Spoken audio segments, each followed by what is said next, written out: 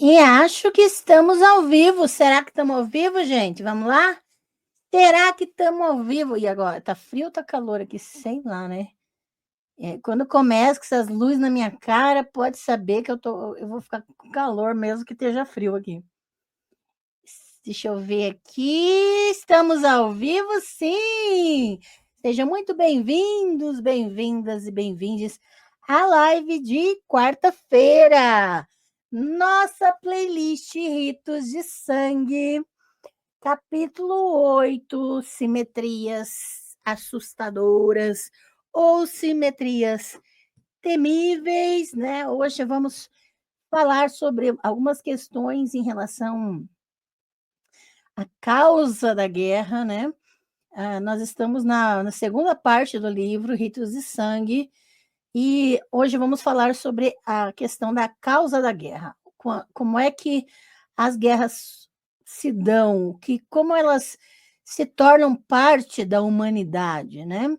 Vamos falar sobre isso hoje. Deixa eu ver assim, o Marco Silva já chegou. Boa noite, Marco Silva. Seja muito bem-vindo, obrigada pela presença. Lembrando que vocês podem se tornar membros do canal. Nós estamos quase nos 20 mil inscritos. Tem 19.963 inscritos. Falta pouco para a gente chegar a 20 mil inscritos. E eu agradeço de coração todo o apoio, todo o carinho, a presença, a participação de vocês, né? Também dos membros do canal. Olha o Lucas Josué Santos chegando. Boa noite, professora Ângela. Boa noite, Lucas. Seja muito bem-vindo. Obrigada pela presença. Isso aí. Quero também dar as boas-vindas a dois novos membros do canal aqui. A Adriane JRG, nova membra do canal. Seja muito bem-vinda, Adriane. E temos o William Ricardo Strebe. Gente, o William Ricardo Strebe, quando eu vi a inscrição dele como membro do canal, encheu meu coração de alegria. Sabe por quê? Porque ele é meu ex-aluno da Faculdade de Teologia. Então, lecionei para ele, olha, faz alguns anos, hein? Faz muitos anos. E o William Ricardo Strebe se tornou membro do canal ontem. Ontem ou antes de ontem, né? Mas ele é meu ex-aluno de quando eu lecionava na Faculdade Teológica, Ciências da Religião, né? E Educação Étnico-Racial. E fiquei muito feliz de vê-lo aqui entre os membros do canal. Então, muito bem-vindo, William. Com muita alegria que eu te recebo aqui no canal, no Espaço das Deusas. Olha, o Tiago Faria Mello, membro do canal, né? Boa noite a todos. Boa noite, Tiago. Seja muito bem-vindo. Obrigada pela presença. É isso aí. Então, todos são muito bem-vindos a se tornarem membros do canal, a participarem aqui. Compartilhe já essa live. Nós vamos falar sobre as simetrias entre povos diferentes, né? A grande questão entre grupos distintos que fazem guerra e por que fazem guerra, né? Algumas das razões. Nós estamos na parte que fala sobre guerra e a Bárbara está construindo o seu argumento, né? Construindo para que posteriormente, no final do livro, a gente consiga enxergar as questões relacionadas ao rito religioso da guerra, né? Então, nós vamos falar sobre isso, capítulo 8, hoje, de ritos de sangue. Vamos começar, eu vou projetar aqui para vocês os slides, lembrando que os slides, assim que terminarmos, vai até o capítulo 14, né? Nós vamos, eu vou compartilhar exatamente, peraí, deixa eu ver, vou compartilhar os slides no Drive do Espaço das Deusas, que os membros têm acesso, né? Isso é importante. Deixa eu ver, Tiago Faria Mello. Me desculpa se sou repetitivo, mas as obras que você traz são um diferencial. Acho tudo interessantíssimo. Poxa, muito obrigada, Tiago. Muito obrigada mesmo. Eu leio esse material todos os livros que eu traduzi e estou traduzindo aqui para o canal, quando eu leio, eu fico: "Puxa vida", né, para não falar um palavrão, por que que o povo não traduz esse material? E eu fico muito de cara, porque são materiais que vocês estão vendo, assim, que são discussões essenciais, que precisam ser feitas, que precisam ser trazidas à tona. Mesmo que a Bárbara ela demore para construir o argumento, e, né, quem está acompanhando todos os capítulos aqui na playlist Ritos de Sangue, percebe que ela, às vezes, ela reforça a mesma ideia com diferentes exemplos, mas ela amplia muito a visão na questão do campo em que ela trabalha. Ela é uma ótima investigadora, né, uma ótima pesquisadora, e também super acessível, porque ela não usa uma linguagem tão, tecnicista, né. Assim como a doutora Francesca, né, Stavacapolo, também usa uma linguagem super acessível para falar de questões extremamente, profundas, né. Eu não tenho essa, assim, tanta facilidade, ou eu vou para a parte técnica, como eu estou fazendo na playlist Imagens Divinas de Javé, ou eu vou para, eu tento trabalhar, unindo uma forma literária, como eu fiz na minha tese de doutorado, né. Então, não é tão simples, mas ao mesmo tempo, essas obras são tão diferenciadas e também tão incríveis, né, e eu fico muito feliz que vocês estão gostando, fico muito feliz que vocês estão aproveitando. Recebo muitos comentários por fora também sobre essas traduções,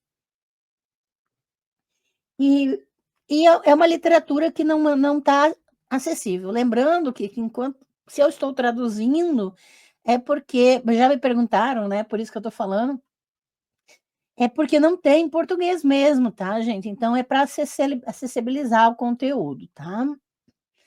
Então vamos lá, eu vou compartilhar os slides para a gente começar a conversar.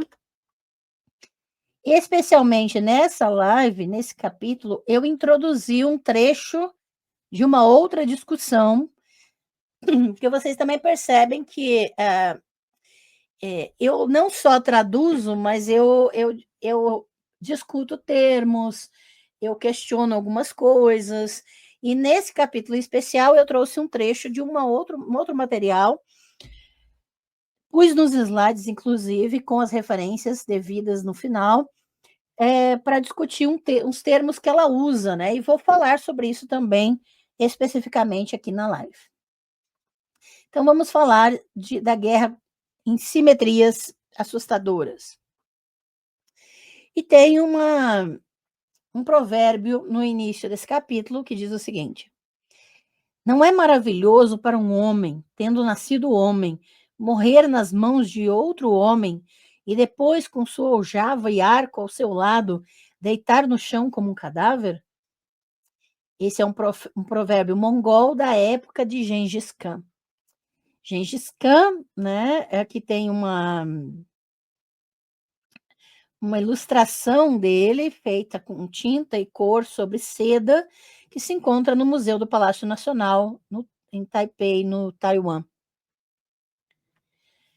De qualquer forma, e onde quer que a guerra comece, ela persiste, se espalha, se propaga pelo tempo e pelo espaço com a tenacidade aterrorizante de uma fera atada ao pescoço de uma presa viva. Essa não é uma figura de linguagem escolhida de forma ociosa. A guerra se espalha e se perpetua por meio de uma dinâmica que muitas vezes parece independente da vontade humana. Ela tem, como gostamos de dizer sobre coisas que não entendemos completamente, vida própria. Metáforas biológicas para a guerra são populares entre aqueles que a estudam abstratamente, por meio da grade da matemática. Normalmente, pensamos na guerra como um produto da vontade humana, uma atividade, um hábito, talvez uma instituição, que cresce a partir das necessidades humanas e das propensões culturais. E é claro que é isso. Retire os caprichos e as paixões humanas e não haverá guerra, ou pelo menos nenhuma versão humana dela. Mas se considerarmos a guerra de forma abstrata, veremos que algo mais está acontecendo. Conforme salienta o cientista social holandês Henk Hoeveling, o estudo matemático dos surtos de guerra e das decisões nacionais de participar de guerras mostra fortes indícios de epidemia. Abre aspas. Ao usar métodos de epidemiologia, não sugerimos, é claro, que as guerras sejam transmitidas por bactérias ou pela exposição comum a alguma variável causal no ambiente. Nossa análise não revela a causa da guerra, mas ela sugere que uma das causas da guerra é a própria guerra. Fecha aspas. Se a guerra for análoga a uma doença, então ela é análoga a uma doença contagiosa. Ela se espalha pelo espaço, pois os grupos começam a guerrear em resposta a vizinhos belicosos. Isso pode parecer óbvio, mas estudos estatísticos mostram que a guerra é de fato mais intensa e frequente nas proximidades de grupos belicosos. A guerra também tem outra forma de se espalhar, que é através do tempo. Inevitavelmente, os insultos infligidos em uma guerra geram novas guerras de retaliação que podem ser travadas poucos meses após o conflito original ou gerações depois. Até mesmo as condições de paz podem servir de trampolim para novas guerras, como o mundo moderno aprendeu com o Tratado de Versalhes. Entre os Engas centrais da Nova Guiné, as indenizações não pagas de uma guerra são uma desculpa comum para a próxima. Portanto, para continuar com a metáfora epidemiológica, se a guerra for considerada uma doença, entre aspas, né, infecciosa, ela é causada por um tipo de micróbio particularmente resistente, capaz de se incisar por gerações, se necessário, dentro da alma humana. Em termos mais convencionais, a guerra se espalha de bando em bando e de cultura em cultura, porque é uma forma de contato que nenhum grupo humano pode se dar ao luxo de ignorar ou desprezar. Então, até aqui, o que a Bárbara está fazendo, citando inclusive pessoas que estudam a guerra de forma matemática, ou seja, através de estatísticas, né?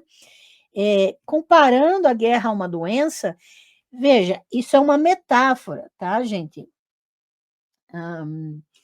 Não é literal. Eu sei que nas redes muitas pessoas têm dificuldade de interpretar metáforas, mas é importante que eu reforce que ela não está dizendo que é uma doença. A guerra, ela é comparada a uma doença porque ela se espalha, porque ela dura, porque ela mexe com grupos em grupos, né? Então, ela não está dizendo que é uma doença, tá? Preciso reforçar e falar o óbvio em tempos em que as pessoas têm dificuldade de interpretar o que dizemos e o que leem, né? Então, se pessoas de fora aparecerem com a esperança de cortejar companheiros, ou negociar mercadorias, ou induzir as práticas religiosas deles, você sempre pode dizer que eles vão embora, né? Mas como Andrew Bard Schmuckler argumenta em sua brilhante exploração das relações de poder humano na sua obra A Parábola das Tribos, abre aspas, você não pode mais ignorar um grupo de guerra do que dizer a um assaltante que exige seu dinheiro ou sua vida, que francamente você prefere ficar com os dois e continuar pacificamente em seu caminho, fecha aspas.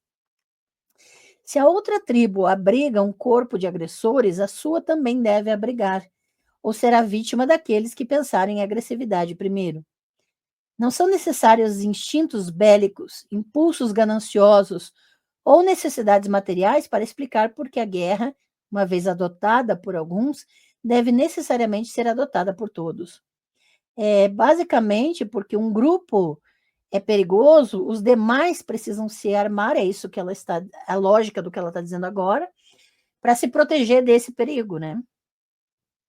As sociedades pacíficas sobreviverão apenas em locais isolados ou marginais, as florestas profundas dos Imbuto e os campos de neve dos Inuit. Todos os outros são arrastados para a dinâmica da guerra. Como escreve Schmuckler, abre aspas, entre todas as possibilidades culturais, apenas algumas serão viáveis. As guerreiras podem eliminar as pacíficas, as ambiciosas, as satisfeitas. As sociedades civilizadas deslocarão os primitivos remanescentes. As potências industriais modernas varrerão as culturas arcaicas. Os fabricantes de ferro serão favorecidos em relação àqueles que possuem cobre ou nenhuma metalurgia, e os cavaleiros terão domínio sobre os não montados. As sociedades que são organizadas de forma coerente e têm uma liderança forte inviabilizarão outras com uma estrutura de poder mais casual e mais autonomia local. O que pareciam ser possibilidades culturais abertas são canalizadas em uma direção específica e não escolhida. Fecha aspas. E aqui, quando a Bárbara coloca essa citação, que é um tanto controversa, né? Porque ele está comparando civilizações, comparando culturas, comparando grupos com diferentes tecnologias e diferentes estruturas políticos sociais. A gente precisa pensar a respeito disso. Se todos estamos fadados a sermos reféns daqueles que possuem tecnologias ou instrumentalizações diferentes e mais potentes, ou com mais poder social e político, né, do que nós. Em outras palavras, à medida que se espalha de um lugar para outro, a guerra tende a imprimir uma certa mesmice nas culturas humanas. No nível mais óbvio, isso exige que cada sociedade humana esteja tão pronta para a guerra quanto as outras sociedades que provavelmente encontrará. Que lanças sejam combinadas com lanças, homens lutadores combinados com os homens de grupos inimigos em potencial, e que em todos os grupos, proporções semelhantes de energia e recursos sejam dedicadas a fins destrutivos. Não há dúvida de que há outras direções nas quais as culturas humanas poderiam ter evoluído, em direção a uma maior ênfase nas artes, por exemplo, ou na filosofia, ou em jogos e rituais mais leves. Mas a guerra, uma vez escolhida por alguns, rapidamente se tornou a direção não escolhida imposta a todos. A maioria dos estudiosos deu pouca atenção aos efeitos homogeneizadores da guerra. O inimigo, afinal de contas, é sempre o temível e perverso outro. As ocasiões para cada guerra em particular talvez variem, escreveu Robin Fox, mas em última análise nós lutamos contra eles, porque eles são diferentes, e sua diferença é ameaçadora em seu desafio à validade das ideias pelas quais vivemos. Da mesma forma, Ruth Benedict argumentou que o problema surge do que é basicamente uma confusão cognitiva. Nossos semelhantes muitas vezes nos parecem animais. Dê a outra tribo um sotaque estranho, uma religião peculiar ou um estilo incomum de pintura corporal, e em nosso provincianismo nós os tomamos por uma espécie diferente. Abre aspas.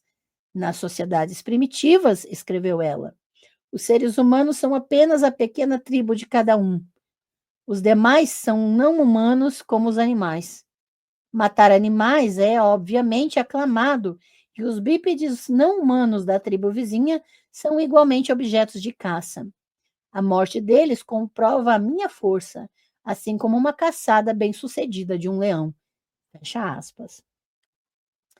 O que não foi explicado nesse relato é por que o Homo sapiens, sendo tão famoso e inteligente em outros aspectos, deveria ser o único de todas as espécies incapaz de reconhecer sua própria espécie, ou seja, reconhecer em outros humanos animais, né?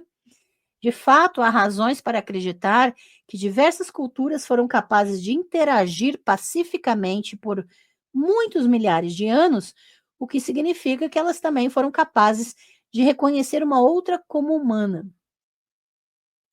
Por exemplo, e aqui atenção ao que a Bárbara coloca, a vasta distribuição de estatuetas de Vênus em todo o continente eurasiano parece atestar o contato cultural e o intercâmbio entre povos presumivelmente muito diferentes já no Paleolítico Superior. E aqui, quando ela para e fala que a existência de estatuetas de Vênus, e eu coloco entre aspas ali essa tradução, porque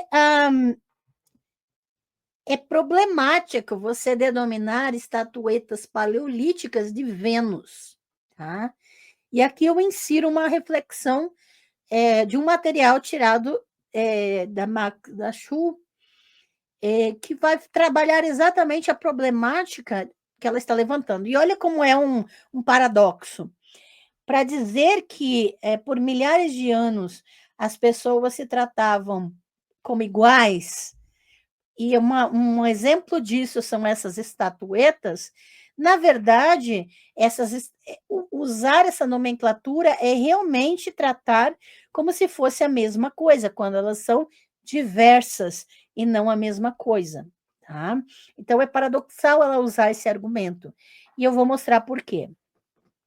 O termo estatueta de Vênus também é amplamente utilizado, o que impõe uma estrutura interpretativa alienígena, não apenas por causa do seu eurocentrismo, então está trazendo uma interpretação fora do contexto dessas estatuetas, né?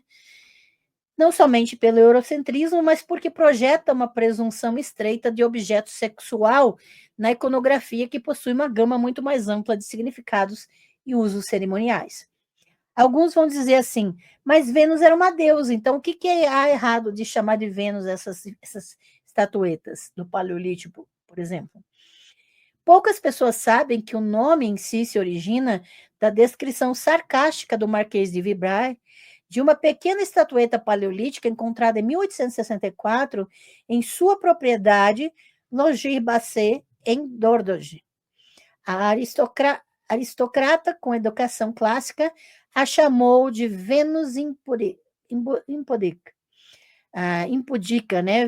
Vendo-a como indecente, em contraste com o arquétipo romano de Vênus pudica, né? Aqui, por exemplo, você tem a chamada, né, Vênus Logibacê, que foi nomeada exatamente a partir dessa interpretação eurocêntrica, como se ela fosse indecente, tá? Em contraste com as imagens de Vênus romanas, né? Você já viu algumas das muitas estátuas de Vênus cobrindo seus órgãos genitais com uma mão e os seios, com a outra em um gesto de vergonha. De fato, pudica se traduz em vergonha, modéstia. E, finalmente, a etimologia volta a encolher, como Vênus visivelmente nas estátuas. Então, a palavra pudendo deriva da mesma raiz latina, pudentia, pudenda, né? Aquela da qual devemos sentir vergonha, que historicamente era usada muito mais comumente da vulva do que da genitália masculina. Então, é claro que a genitália masculina não vai ser escondida, mas nas estátuas, nas esculturas romanas de Vênus, da Vênus pudica, vai encarar essa vergonha, vai encarnar essa vergonha e esse medo. Então, é interessante que vão se projetar para essas outras esculturas paleolíticas que mostram a vagina, que mostram os seios, e de uma maneira sarcástica, vão chamá-la de Vênus. É daí que começa a se usar a nomenclatura. As classificações modernas excluem a consideração do real significado dos ícones femininos. Então, tira do contexto. Elas falham em abordar a probabilidade de representarem ancestrais, como sugere uma comparação com exemplos mais recentes. Elas não consideram o contexto cerimonial das figuras ou sua valência conectiva e coletiva, em contraste com as hierarquias sociais que muitos antropólogos estavam procurando. E aí vai ter essa problemática interpretativa. Eu falo um pouco disso na minha tese, tá? Então, de longe, o ícone mais famoso desses é a Ela de Willendorf, né? Que, por causa dessas questões, eu me recuso a chamar de Vênus.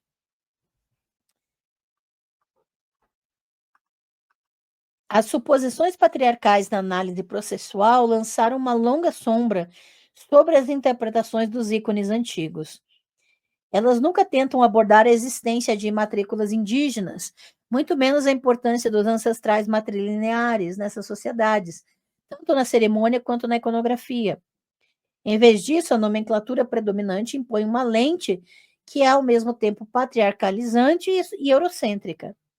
Elas nos apresentam não apenas a Vênus de Willendorf, mas a Vênus de Curayacu, no Peru, Vênus de Condom, Manchúria, Jomon Vênus, do Japão, e inúmeras outras. Então, vou chamar de Vênus culturas completamente distintas, né? E um exemplo é a chamada Vênus de Jomon, do Japão, e se você pesquisar na internet, e aí é que está a problemática do povo que adora basicamente decorar a Wikipédia, né? E procurar na internet e dizer que aquilo acabou. Você vai ver que se você pesquisar esse item, você vai ver que a descrição é Vênus de Jomon, e as pessoas vão sair repetindo como se não, sem crítica alguma, sem entender a problemática de chamar essa escultura de Vênus, né? Então, como devemos chamá-las? A minha resposta curta, então, seria ícones femininos. É o que eu escrevo, né? O que eu também trabalho, e que também, da onde eu traduzi esse material, a autora também concorda, né? Porque ícones femininos carrega sacralidade, preservando o espectro mais amplo possível de significados. Essa tem sido a nomeação mais simples, clara e menos carregada que consegui criar. Mas é necessária uma multiplicidade de nomes possíveis, e é por isso que também uso mães ancestrais ou mulheres ancestrais, avós paleolíticas, etc. Às vezes ainda digo estatuetas antigas ou estatuetas femininas, para obter o máximo de clareza sobre quais artefatos também estou me referindo. Levaremos algum tempo para construir uma linguagem comum, onde os referentes sejam compreensíveis para todos, importante, sem desrespeitar a diversidade cultural dessas estatuetas. Nomear é tão complicado. Eu luto contra as suposições codificadas de ídolos da fertilidade e figuras de Vênus há anos. O ponto aqui é como Vênus foi transformada em estereótipo para o olhar masculino, e como isso não é a mesma coisa que sexualidade feminina real. Não importa quantas vezes eles insistam que deve ser. As projeções patriarcais são realidade. Esse estereótipo altamente sexualizante não parou com os romanos, mas foi levado na arte europeia através de pinturas e esculturas medievais e renascentistas e barrocas e românticas, como uma maneira definidora de olhar o corpo das mulheres, de definir o que eram as mulheres. Os artistas masculinos mantiveram Vênus pudica entusiasticamente, as mãos seguras ineficazmente sobre os seios e os órgãos genitais, ou reclinados em Dashablir com a cabeça baixa, geralmente olhando para baixo ou olhando para algum lugar distante. Raramente ela olha diretamente para você, como fazem muitas figuras arcaicas, com sua postura ousada, seus olhos largos ou gordos, ocupando espaço sem encolher ou se desculpar. Há outro aspecto nessa terminologia de Vênus intensamente racializada. Foi usado como insulto racista e zombaria sexual para descrever uma mulher, Khoekhoe Sarah Bartman, como a Vênus Hottentote, ou Hottentot. Seus captores a desfilaram por shows de excentricidades na Inglaterra, Irlanda e França, e ela não era a única mulher Khoekhoe tratada dessa maneira, apenas a mais famosa. Ela morreu nesse cativeiro muito solitário e alienante entre estranhos hostis. Os europeus publicaram uma série de caricaturas horrivelmente ofensivas de mulheres sul-africanas do final dos anos de 1700 e início de 1800, contrastando-as com os padrões brancos de beleza e feminilidade e projetando-as como selvagens, sem qualquer acesso a direitos, fronteiras ou respeito. Então, essa nomenclatura de Vênus, sim, foi utilizada para isso. E aqui, só para vocês verem esses desenhos, o desenho e as fotos, né, da Vênus de Hottentot, e tem um livro sobre isso, né? Foi isso que tornou possível traficar uma mulher Khoekhoe como uma curiosidade exótica, afastando-a de seu povo e país, sujeitando-a a abusos, zombaria e miséria. Abre aspas. Sarah foi literalmente tratada como um animal. Há alguma evidência que sugere que em um ponto, uma coleira foi colocada em volta do seu pescoço. Fecha aspas. Em 1814, ela foi vendida para um treinador de animais francês. Abre aspas. Georges Cuvier, fundador e professor de anatomia comparada do Museu de História Natural, examinou Bartman enquanto procurava a prova do chamado elo perdido entre animais e seres humanos. Depois de ser vendida para Hooks, ela foi estuprada e engravidada por ele como um experimento. A criança recebeu o nome de Okura Hooks e morreu aos 5 anos de idade por uma doença desconhecida. Após sua morte, Georges Cuvier dissecou seu corpo e exibiu seus restos mortais. Por mais de um século e meio, os visitantes do Museu do Homem em Paris puderam ver seu cérebro, esqueleto e genitália, bem como um molde de gesso de seu corpo. Cuvier interpretou seus restos mortais de acordo com suas teorias sobre evolução racial, como evidenciando características semelhantes a macacos. Ele pensou que suas orelhas pequenas eram semelhantes às de orangotango e também comparou sua vivacidade, quando viva, à rapidez de um macaco. Fecha aspas.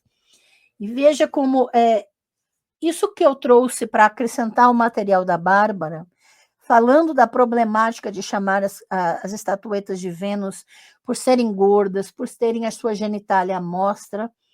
Isso aqui é extremamente importante, porque o que a Bárbara está levantando é que as pessoas não são animais, elas não devem ser vistas como animais, e que a guerra faz com que grupos desumanizem outros. Então, considero extremamente equivocado ela ter apontado as estatuetas paleolíticas como Vênus para justificar que essas culturas tinham algo em comum, quando, na verdade, essa mesma nomenclatura ela foi criada para essas estatuetas com base nessa racialização científica, sim, uma ciência racista, e nessa problemática de sexualizar toda experiência e manifestação feminina nua. Tá? A história do uso de Vênus para ridicularizar, explorar e atormentar as mulheres africanas é outro argumento contra a perpetuação do uso do termo estatuetas de Vênus. É muito carregado com um histórico de degradação e objetificação misógina. Por essa e por todas as razões que mencionei acima, não é uma maneira apropriada de nomear um dos padrões globais mais significativos da iconografia feminina. Essa rica herança cultural precisa ser reconhecida em toda a sua diversidade e integrada ao nosso entendimento da história e da cultura espiritual.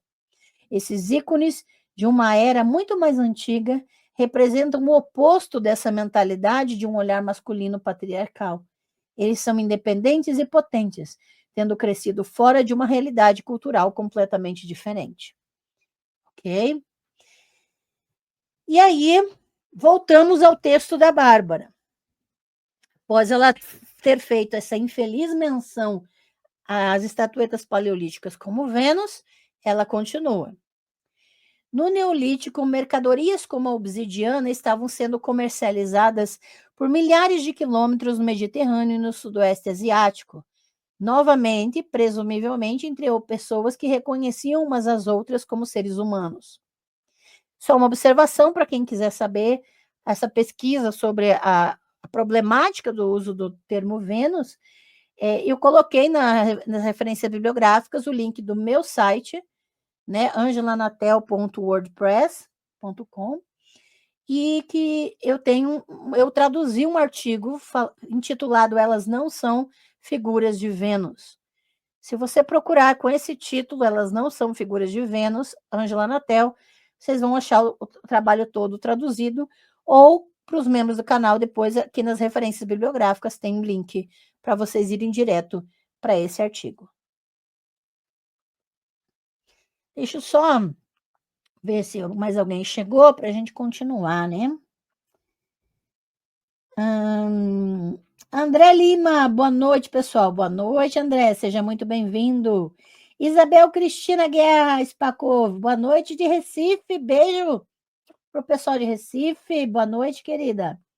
Tiago Faria Mello, Ângela, sobre aquela autora que vivo te indicando, Numa obra dela chamada Culturas do Povo sobre a França do século XVI, tem um capítulo chamado Ritos de Violência, sobre os conflitos, massacres entre católicos e protestantes nas guerras religiosas francesas. Vou mencionar alguma coisa aqui na questão da Escócia hoje, mas isso é muito interessante. Deixa eu só tirar um print desse título que você menciona. Beleza. Obrigada, Tiago. Jesus da Shopee. Boa noite, doutora Ângela, passando para deixar o like. Obrigada, querido. Boa noite, membro do canal. Felizmente não vou poder assistir ao vivo, mas um abraço e um beijo para todo mundo que está tendo o privilégio dessa aula. Valeu! Se cuidem. Maria Helena Amaral, membro do canal. Boa noite, professora Ângela. Boa noite a todos. Boa noite, querida. Seja muito bem-vinda. Moacir Malta. Oi, cheguei. Que bom, Moacir. Seja muito bem-vindo. Chamem mais pessoas para se inscrever, porque estamos quase nos 20 mil inscritos, hein, pessoal? Vamos lá. Até mesmo os bandos paleolíticos mais locais eram provavelmente exogâmicos, ou seja, dispostos a escolher parceiros de fora do bando, em vez de correr o risco de incesto dentro dele. A diversidade é endêmica na raça humana, que há muito tempo teria de perceber que o estranho pode ser o parceiro comercial ou parente do próximo ano. Então, veja, ela está trazendo muitos exemplos, desde as estatuetas paleolíticas ao comércio, aos casamentos exogâmicos, ou seja, casar fora do seu grupo, né? Que vão mostrar que havia um entendimento de iguais, né, entre grupos diferentes. Por outro lado, a guerra dificilmente se limita a grupos que diferem notavelmente em cultura, idioma e aparência. Pelo contrário, o antropólogo Lawrence Killen observa que, abre aspas, os etnógrafos têm frequentemente encontrado povos que se casavam e comercializavam entre si, mas que também estavam periodicamente em guerra, fecha aspas. O comércio pacífico e a socialização podem se alternar com guerras violentas, um padrão observado entre certos grupos inuites, indígenas estadunidenses e brasileiros. Para citar Kiley, abre aspas, quando os Sioux vinham fazer comércio nas aldeias Hidatsa, ao longo do Alto Missouri, uma trégua vigorava somente à vista das aldeias. Uma vez que os nômades Sioux saíssem de vista, subindo os penhascos, eles poderiam roubar cavalos ou matar Hidatsa, e estavam sujeitos a ataques. Os Mayenga da Nova Guiné afirmaram: nós nos casamos com as pessoas contra as quais lutamos. Mas a noção de que a guerra decorre basicamente da ignorância e do provincianismo persistiu porque, em muitos aspectos, é otimista. Se a guerra representa uma falha no reconhecimento da diversidade humana, então tudo o que temos de fazer para acabar com ela é aprender a enxergar além das variações locais de idioma, cultura, religião e assim por diante, e redescobrir nossa humanidade comum. Nessa visão, a falha que leva os seres humanos à guerra não é moral, mas cognitiva, e pode ser curada por meio do tipo de educação que gera uma tolerância esclarecida das diferenças humanas.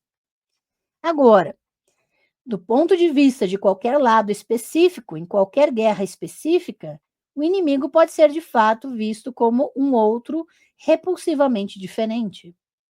Mas as diferenças geralmente são quase imperceptíveis para quem está de fora, como entre os irlandeses protestantes e católicos, por exemplo, ou sérvios e croatas, ou um subgrupo de indígenas Yanomami e outra, e com o tempo serão ofuscadas pelos imperativos comuns e abrangentes da guerra. Certamente isso é verdade no nível da tecnologia, em que a incapacidade de imitar o inimigo pode ser fatal. Um comentarista estadunidense observou o seguinte sobre a Guerra Fria, abre aspas, tudo que é comunista continua sendo anátema, mas a menor notícia de algum novo desenvolvimento na Rússia é suficiente para dar início a investigações por vários comitês do Congresso e fundações privadas para descobrir por quem não estamos fazendo a mesma coisa. Fecha aspas. Então, identifica o inimigo, mas aí tenta fazer igual ele para não sair na desvantagem, né? Mas a simetria entre os inimigos vai além dos instrumentos de guerra. Durante a Guerra Fria, os Estados Unidos, autodenominados ostensivamente democráticos, porque todo mundo gosta de se dizer democrático, né? Ninguém achou essa democracia até hoje, né? Desenvolveram a burocracia permanente do Estado de Segurança Nacional, paralela dos soviéticos, e incluindo agências governamentais dedicadas a erradicar e suprimir a dissidência doméstica. Em geral, como explica o historiador militar israelense Martin Van Cleveld, abre aspas. E é interessante, historiador militar israelense. Com o passar do tempo, a própria luta fará com que os dois lados se tornem mais parecidos um com o outro, até o ponto em que os opostos convergem, se fundem e mudam de lugar. A principal razão por trás desse fenômeno é que a guerra representa talvez a atividade mais imitativa conhecida pelo homem.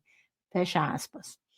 E eu fiquei, assim, extremamente surpresa da Bárbara ter citado esse historiador israelense, porque há uma tendência na mídia, por exemplo, de denominar guerra para genocídios, como o que está acontecendo na Palestina. Então, está acontecendo um genocídio, mas a mídia e principalmente o governo israelense insistem em denominar guerra. Para quê? Exatamente para equiparar os lados, para convergir os lados, tá? Para apagar as desigualdades. Isso é um fenômeno muito comum nos poderes políticos mundiais, né? Há um mecanismo, quase um reflexo humano, que garante que os beligerantes terão de fato tempo para que essa convergência ocorra. E esse mecanismo é a vingança. Uma incursão, um ataque, um insulto deve ser correspondido com um ataque de força destrutiva, igual ou maior. Uma atrocidade será seguida por outra. E não importa o quão amigáveis os dois lados possam ter sido, eles logo estarão presos em um processo do qual nenhuma saída parece possível. Para o guerreiro, a necessidade de vingança pode ser evidente e irrefutável. Abre aspas. O indígena jibaro é totalmente penetrado pela ideia de retaliação. Seu desejo de vingança é uma expressão de seu senso de justiça. Se alguém repreende um jibaro porque ele matou um inimigo, a sua resposta é geralmente: ele se matou. Fecha aspas. A, entre aspas, necessidade de vingança pode muito bem ser outro legado de nosso passado pré-histórico de luta com os animais. A vingança tem um propósito pedagógico, seja o inimigo um animal ou um humano. Ela ensina o intruso a ficar longe. Por outro lado, a criatura que não revidar se marca como presa. Nos locais de matança do Paleolítico, onde os primeiros humanos lutavam com carniceiros concorrentes, alguma versão de vingança pode ter sido essencial para estabelecer a reivindicação humana de carne. Assim como os cães modernos, os intrusos caninos poderiam ter sido ensinados a manter distância ao serem atingidos ou apedrejados. Da mesma forma, muitos predadores selvagens aprenderam que o preço da carne humana pode ser tiros, ferimentos de lança ou bastões de fogo agitados em seus rostos, e eles parecem ter passado a lição para seus filhotes. Em face de inimigos não humanos, a retaliação faz sentido. Os animais não contra-atacarão em um momento posterior, mas sendo sensatos, se esquivarão. Mas não importa quantas vezes nos digam que algum inimigo humano deve ser ensinado uma lição, o impulso de vingança não é de forma alguma totalmente racional. Nas sociedades tradicionais, as guerras podem ser iniciadas sem nenhum outro objetivo a não ser superar a dor. Os Kwakiut do noroeste do Pacífico geralmente acompanhavam as mortes naturais com ataques retaliatórios de caçadores de cabeças. Abre aspas. O parente morto também poderia ter morrido no leito de uma doença ou pelas mãos de um inimigo. A caça à cabeça era chamado de matar para limpar os olhos, e era uma forma de se vingar, fazendo com que outra família chorasse em seu lugar. Fecha aspas. Entre os indígenas sul-americanos que viviam perto do rio Putumayo, até mesmo os danos causados por uma tempestade podiam ser uma desculpa para um ataque retaliatório, já que todo mal que acontece a um homem eles atribuem à má intenção de um inimigo.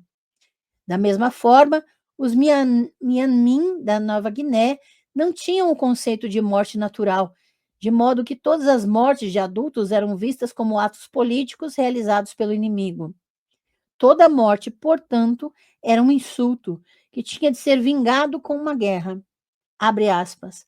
Depois de um período de luto, marcado por violência e brigas, a aldeia pode ser abandonada, como se os sobreviventes do falecido fossem refugiados de guerra e ou ataques retaliatórios a outras aldeias, a quem a culpa foi atribuída por ritual. Fecha aspas. Luto, depressão, desamparo. Essas são as experiências da presa. A saída óbvia, a maneira que nossa espécie aprendeu em 1 milhão de anos de conflito com animais maiores e mais fortes, é assumir a postura do predador, transformar a dor em raiva, passar do luto apático para a agitação dos preparativos para um ataque ofensivo. Isso, mais ou menos, é o que Aquiles fez na Ilíada. Ele se recupera da paralisia dos sentimentos feridos e do luto por meio de sua espetacular vingança pela morte de Patroclo. Os animais seguros de seu status de predador não sabem o que é vingança. Mas os seres humanos dificilmente estarão seguros. Nosso triunfo sobre as outras espécies ocorreu não há muito tempo, e a infância, para cada um de nós, recapitula o desamparo da presa. Por razões puramente emocionais, então, os antagonistas humanos prontamente se veem envolvidos no conhecido ciclo de violência, revezando-se como presa e predador, combinando ferimento com ferimento, unidos tão poderosamente quanto amantes em sua cama. A dança da ação e da reação gera uma simetria entre os beligerantes que os guerreiros reconhecem e às vezes aprimoram conscientemente. Para derrotar um inimigo, é preciso conhecê-lo e aprender a pensar como ele pensa. Antes que Aquiles possa matar Heitor, ele deve se tornar o mais parecido possível com ele, passando os livros 18 a 20 da Ilíada, imitando-o e usurpando sua identidade de caçador. Por outro lado, se alguém for tão verdadeiramente, incompreensivelmente diferente, a ponto de ser sub-humano no sentido sugerido por Ruth Benedict, ele pode nunca alcançar o status de um inimigo genuíno.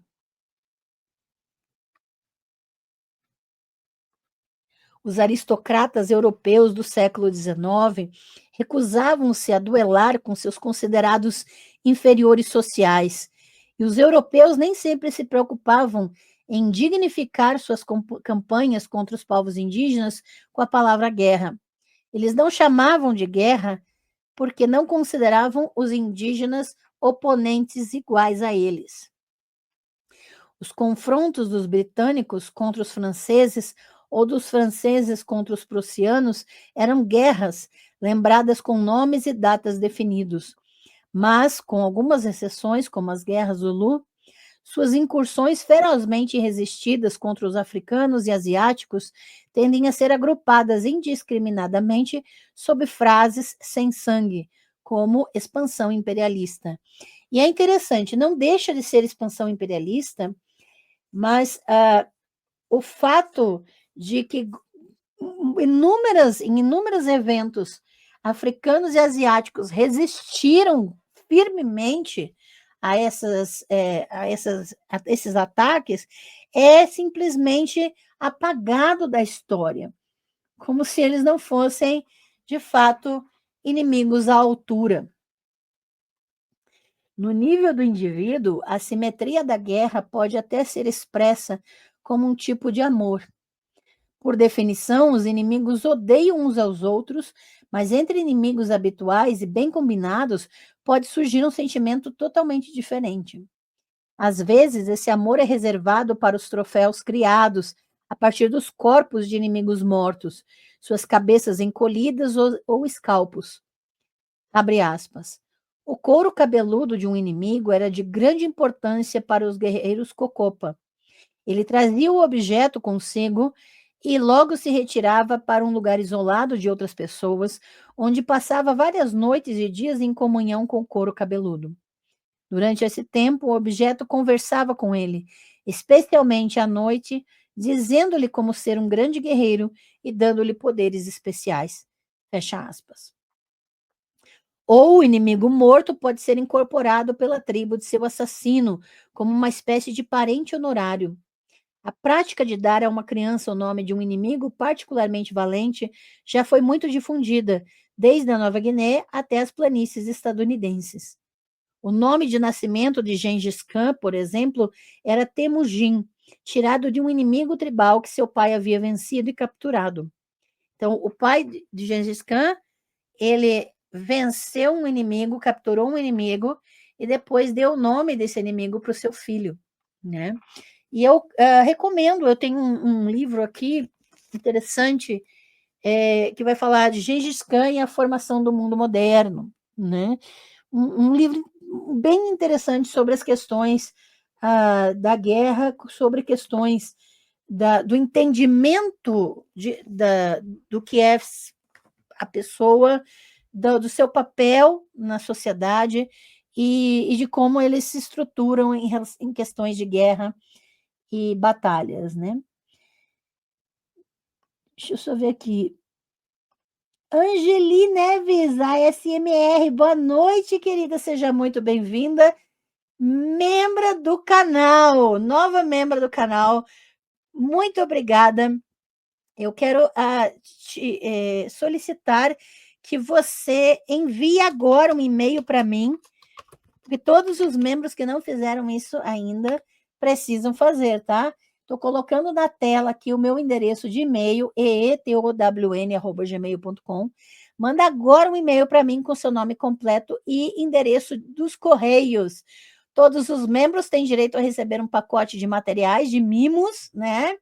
E também eu não tenho acesso ao seu e-mail, então eu preciso que você me envie para eu liberar os seus benefícios como membro do canal. Seja muito bem-vinda, muito obrigada, tá? Membro da categoria Start, então manda agora um e-mail com seu endereço, por gentileza, para que eu possa liberar os seus benefícios, tá? Eu mando. Você precisa receber o link do Drive do Espaço das Deusas, que é a comunidade de membros aqui do canal, também para você ter acesso aos materiais das lives aqui. Então, e agora, enquanto sua membresia estiver ativa, você concorre todo mês a livros e cursos, tá? Todo último domingo do mês tem sorteio aqui no canal. Muito obrigada. Gente, e estamos quase com 20 mil inscritos. É uma alegria. Eu estou repetindo isso porque realmente eu fiquei chocada. Então, vamos lá.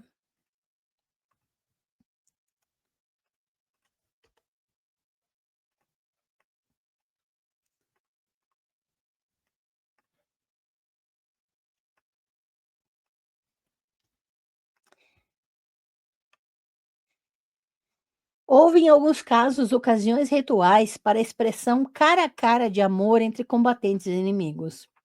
Quando um guerreiro asteca subjugava um oponente em batalha, ele assegurava formalmente ao prisioneiro que ele não seria comido e considerava seu cativo como sua própria carne e sangue, chamando-o de filho, enquanto este o chamava de pai.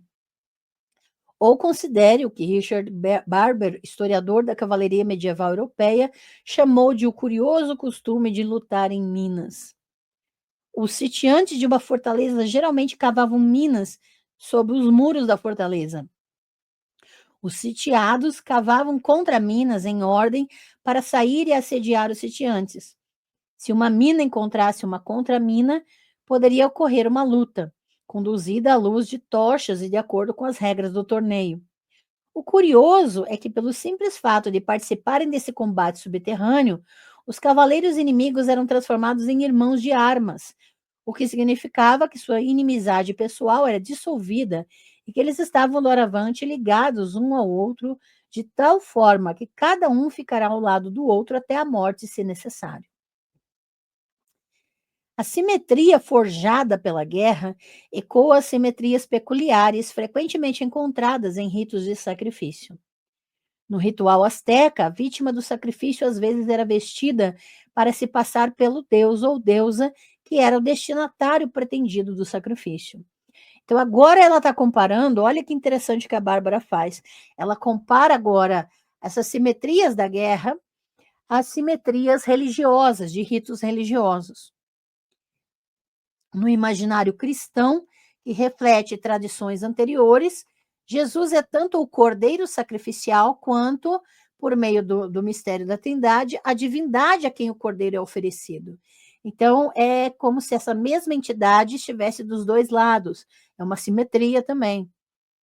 Hubert e Maus observaram a extrema e complicada duplicação nos antigos ritos de sacrifício gregos.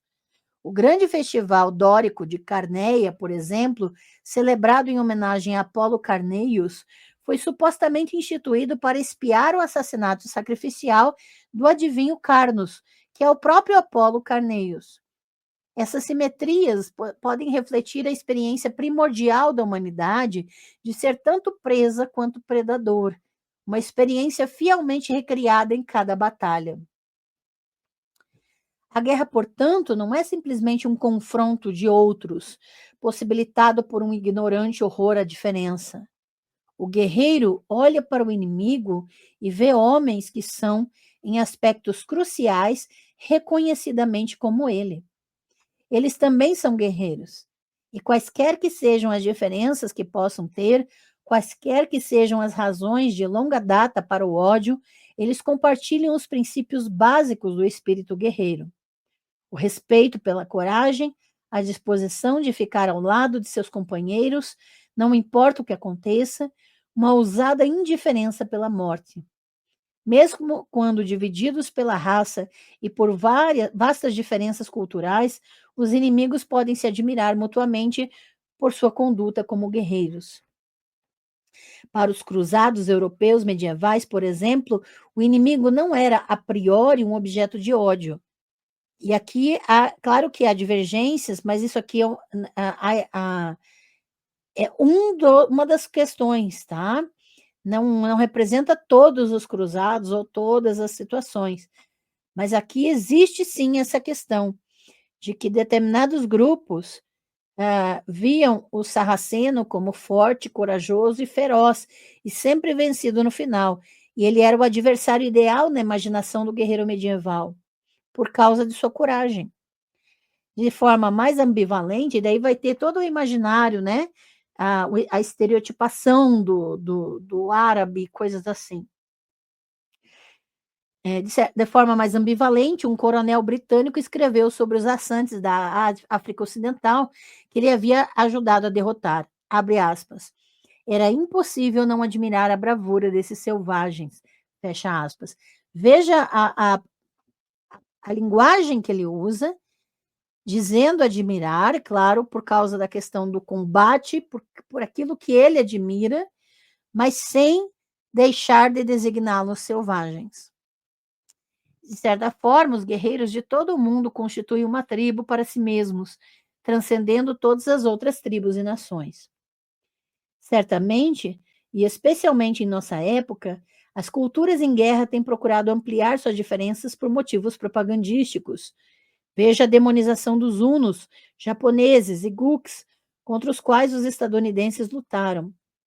Mas, ao mesmo tempo, como observou Schmuckler, a guerra também trabalha para aplanar muitas das diferenças culturais, se não, é claro, de raça ou idioma, que distinguem tribos e nações. O comércio também faz isso, impondo gostos e modas semelhantes a pessoas que podem compartilhar pouco mais, mas a guerra faz isso de uma forma altamente específica.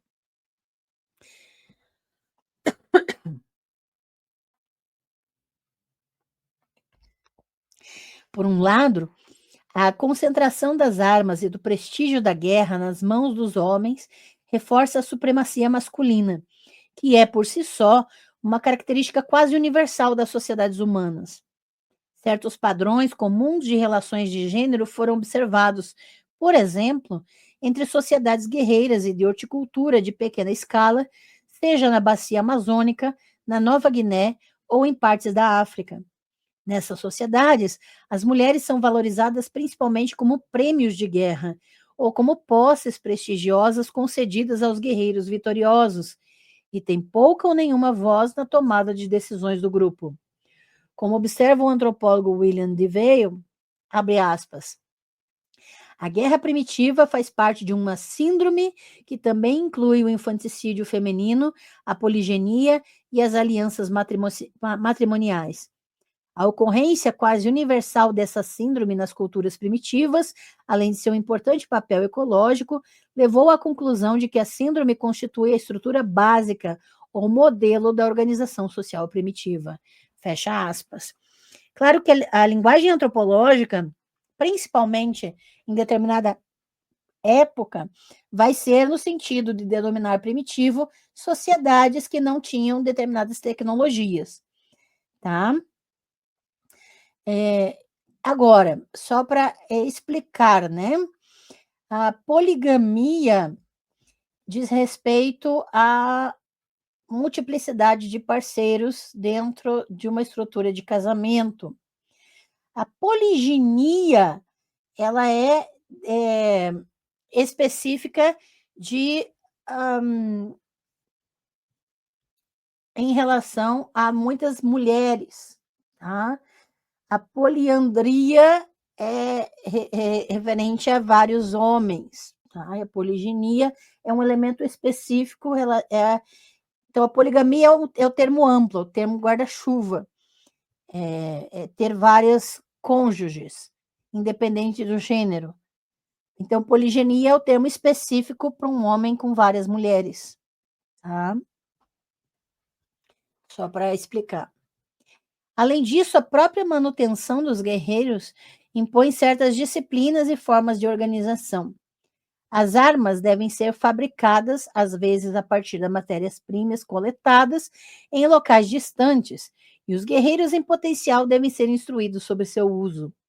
O uso de armas de metal, em especial, exige uma complexa divisão de trabalho e, geralmente, um sistema de comando centralizado para coordenar a mineração e o transporte de minério e a fabricação de armas.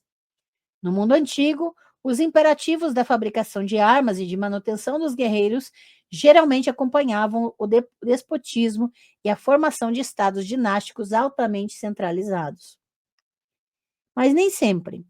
Os gregos antigos lutavam a pé em uma formação de falange que enfatizava a igualdade e a interdependência, e como o historiador Victor Hansen argumentou de forma convincente, esse modo de guerra era compatível com a democracia limitada da cidade-estado.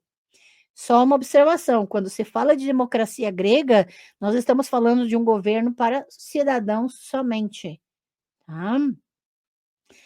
Então, a democracia não é todas as pessoas são iguais. Vamos tirar essa ideia mitológica da cabeça, porque democracia não é isso, tá?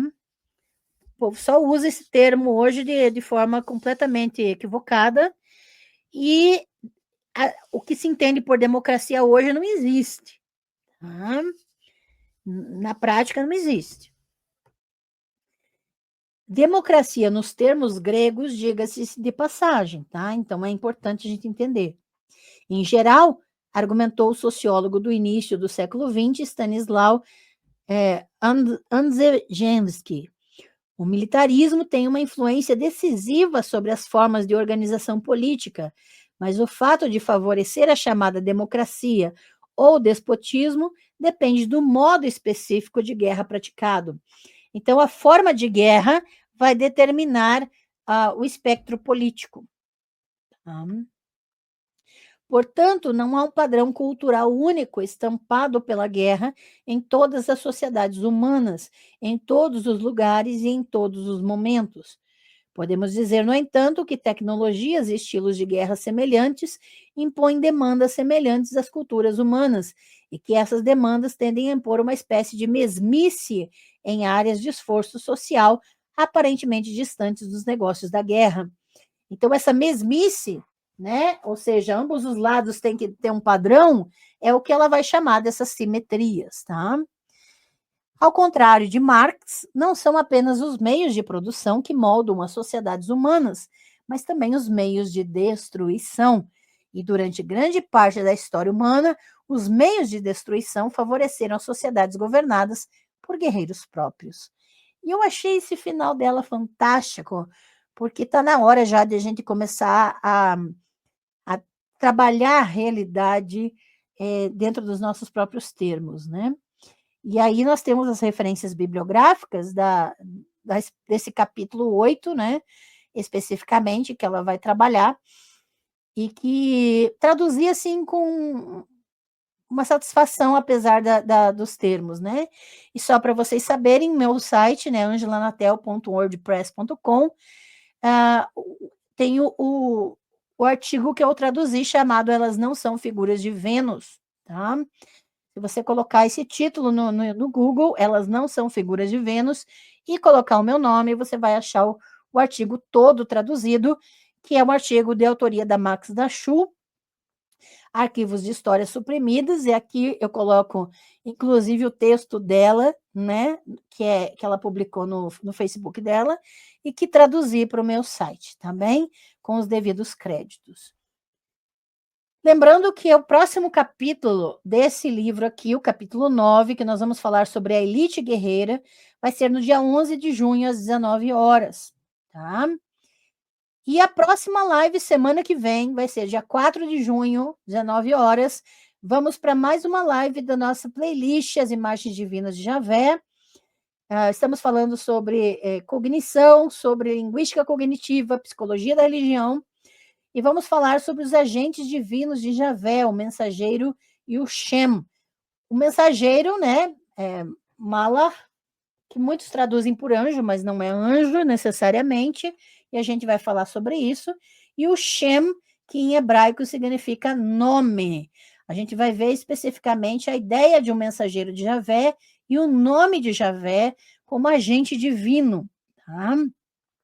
E vocês já podem maratonar as playlists do canal. A playlist Imagens Divinas de Javé, que tem as lives anteriores nessa playlist, e também a playlist Ritos de Sangue. Aproveitem as playlists, gente, já tem cursos gratuitos lá. E se você quer adquirir a minha tese de doutorado, por R$ 130, frete incluso, é só fazer o Pix para meu endereço de e-mail e mandar para o meu e-mail o seu endereço completo dos correios, para que eu possa fazer a dedicatória e postar o seu exemplar, tá bem?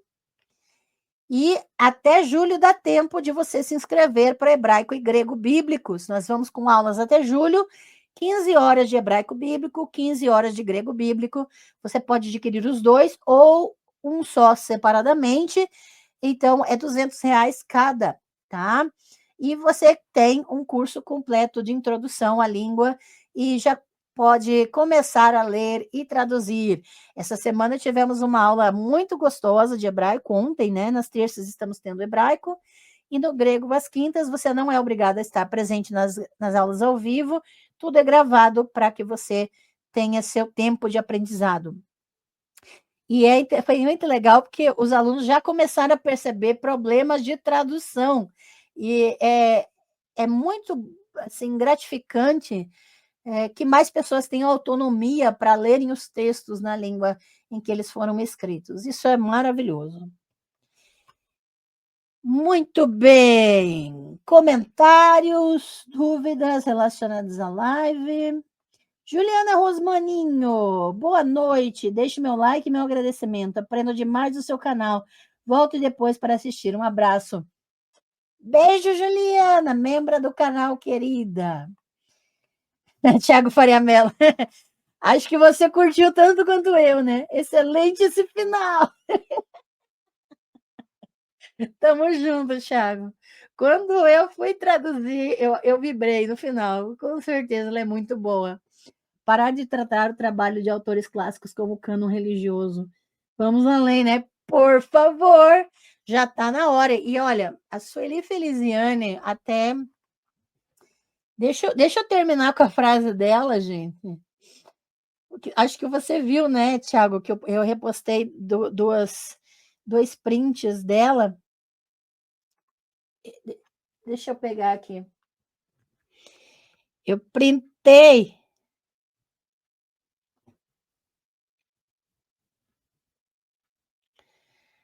A Sueli falou especificamente do Engels, né? Mas achei assim fantástico o que ela disse. Aqui. Vou projetar na tela, tá? Só para vocês verem. Para dar o devido crédito também, né? Não, não é isso que eu queria. É isso aqui. Porque teve uma pessoa que colocou, né? O problema não é ler marxistas, o problema é só ler alguns marxistas muito seletos para absolutamente todos os assuntos.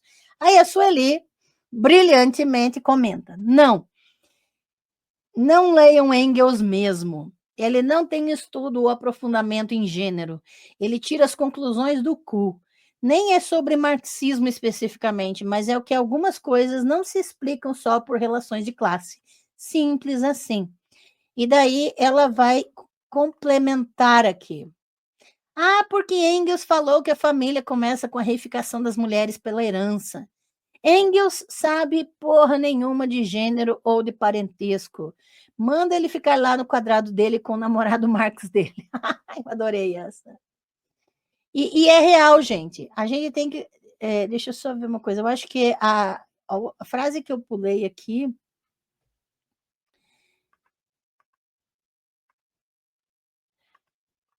tá, entendi. Por isso que ele mostrou esse negocinho aqui. Aqui, só deixa eu mostrar essa frase da Jussara, que também ela foi genial. O Lula achava que o nome da Marina Silva era suficiente para limpar a imagem do Brasil em relação ao meio ambiente. Ele só se esqueceu que a política é masculina e o homem gosta de misoginia e destruição. Basicamente, o povo continua tratando o político como líder religioso, né? E aí é intocável. Se a gente falar deles, nossa, você está falando uma... Você não pode falar mal de líder de esquerda, que nem é de esquerda, né? Mas quando chegou a falar desses cânones, né? Esses clássicos, né? Como cânones religiosos, como bem o Tiago comentou aqui, está na hora da gente começar a pensar no que é dito e não ficar usando nome de autor, nome de político, nome de quem quer que seja, como referência absoluta sobre tudo. Né? A gente tem que começar a pensar pela gente mesmo, começar a pensar criticamente, metodologicamente. Por isso que eu estou trazendo esses materiais, para a gente começar a ouvir outras vozes além daquelas que sempre impõem para a gente.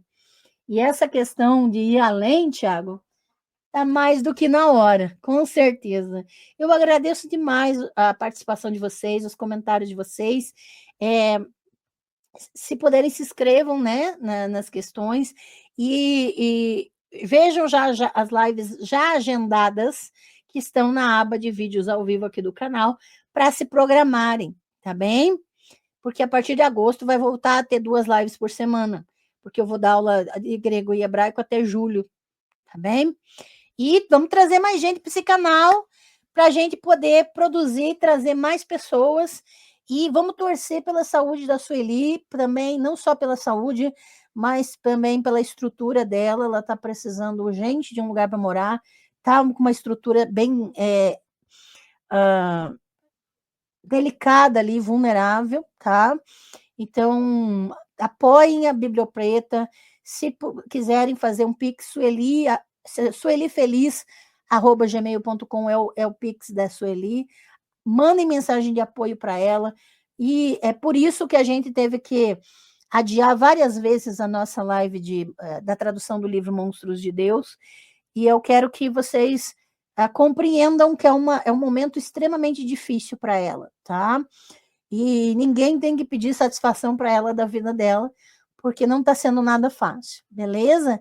Vamos juntar forças, porque esse canal aqui é um canal de apoio mútuo. E é por isso que eu criei, por isso que eu estou investindo semanalmente nesse canal, investindo boa parte da minha vida nele, porque quando eu não estou aqui, eu estou pesquisando, traduzindo, preparando aula, né? Então, eu agradeço demais todos aqueles que abraçaram esse canal junto comigo. Tiago, Jesus da Chopi, Juliana Rosmaninho, Maria Helena Amaral e tantas outras pessoas que estão aqui junto com a gente no Espaço das Deusas, se inscrevendo, compartilhando e comentando e participando das lives. Muito, muito obrigada mesmo. Vamos juntos que a gente consegue ir além do mais do mesmo, né, Tiago? Obrigada mesmo. Um grande abraço para vocês e até a próxima, pessoal. Até semana que vem. Tchau, pessoal.